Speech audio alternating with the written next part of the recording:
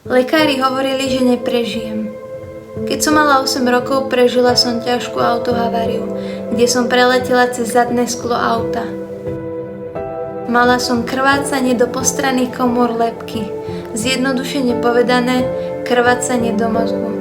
Cez hlavu mám 198 štychov. Okrem toho som mala ochrnutú aj pravú polovicu tela. Lekári hovorili, že neprežijem, ale teda som tu a žijem. Lekári hovorili, že nebudem chodiť, ale ja som vyšlápala na gerlach. Lekári hovorili, že nebudem rozprávať, ale ja dokonca aj spievam. Lekári hovorili, že nedokončím ani základnú školu a ja som zvládla vysokú školu, dokonca magisterského stupňa. Keď som sa učila po autohavárii, všetko od začiatku nebolo to ľahké, ale vďaka Bohu a